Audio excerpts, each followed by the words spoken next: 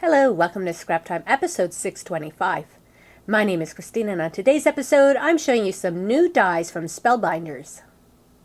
Today I'm showing you some new dies from Spellbinders, and for the latest release they teamed up with Donna Salazar to design some dies for them, and I'm going to be showing you a few of hers. And I'm starting with the creative book pages. I'm going to open it up to show you the dies so you can see how large these are.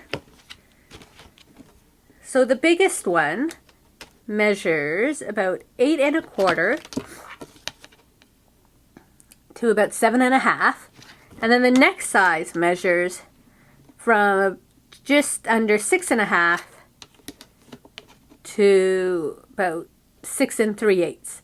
So as you can see, these are very large dies. So if you're going to be using these dies, you need to have the grand caliber, unless you have that really big Sizzix Pro 12-inch machine.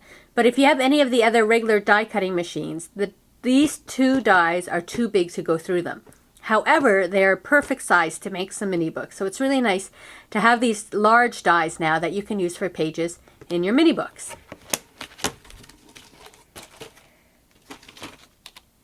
She also put out these cute little creative page tabs. That's what they look like there. And she made a couple of flowers. I have the carnation creations here, and those are all the dies you get. And I'm going to show you this carnation one right now.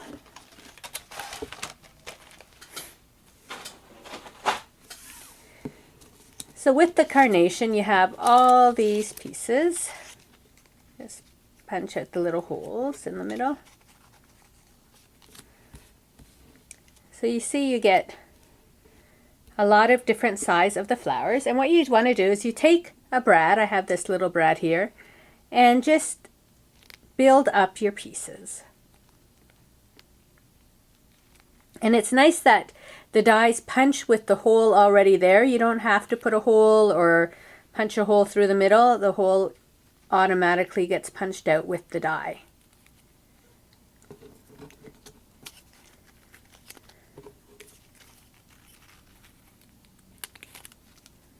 So you layer up your pieces and then just close up your brad. So now you have a flat flower. So what you want to do now is take all these petals and push them up. And this is what starts to form the dimension on your flower. The other thing you want to do is try and offset the layers too. Mine are pretty stacked up. But by offsetting you get more of a full flower. And you keep working these layers.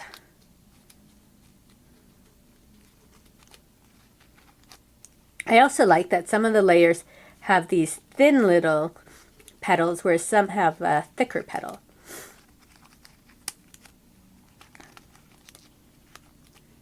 You can see how we're building up the flower, how cute already it looks just by having the middle up. But let's keep going. And as you get to these thicker petals here too, you can also sort of just bend the petals back with your finger to give them that little rounded dimension.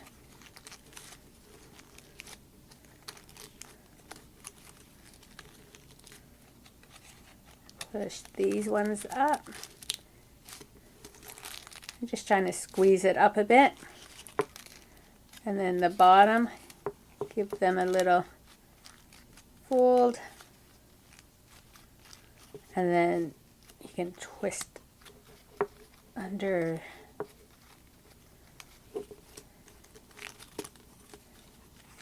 And you can play with it from this point however you want your flower to be.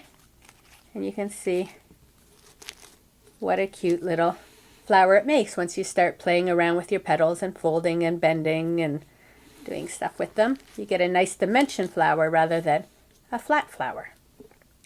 And I'm going to show you the book I made using all these products.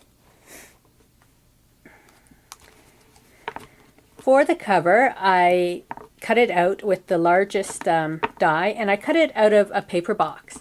And I was able to get it, but I just want to say I did have to use a bit of hand strength to get the paper box cut out. But I was able to cut this paper box for my cover. Here we have the little flower I put on there. I use Studio Calico sprays and then various rub-ons and various stamps I happen to have. So this book is a visit when we went to visit Mark at work. So inside I just sprayed it to make it look sort of grungy. That's the look I was actually going for. Then I used the smaller die cuts for my journaling. So I cut it out of paper that had lines so I could write my journaling on. And then for all the pages I had used this sort of stamp cut one. Again, I sprayed and gessoed and stamped throughout the whole book. And this is Gemma sitting in one of the director's chairs.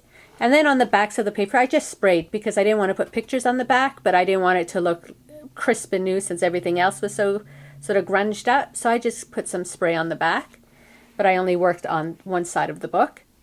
There's another little journaling tag with another one of the die cuts.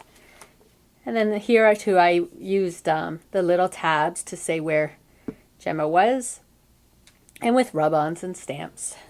But you can see that these pages are large enough that you can put nice size photos on them. So again, some journaling. Another picture of Gemma on the set. Some more journaling. And there she is again. And then here I used two little tags for the journaling. I thought it was just sort of cute like that. And on the back of the tags too, I tinted some gesso with some spray just to give them a bit of a color to blend in so it wasn't just stark white.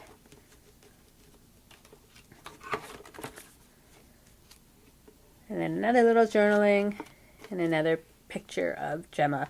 And all the papers too were from Studio Calico. And again, the same sort of grunginess on the back cardboard. And then I put the date there.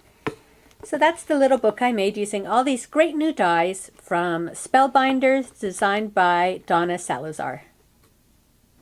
Well, that's it for today's episode. Be sure to check out my website at www.scraptime.ca. And on our next episode, I'm going to be using some border dies to make a paper chain. So please join us. Thanks for watching Scrap Time.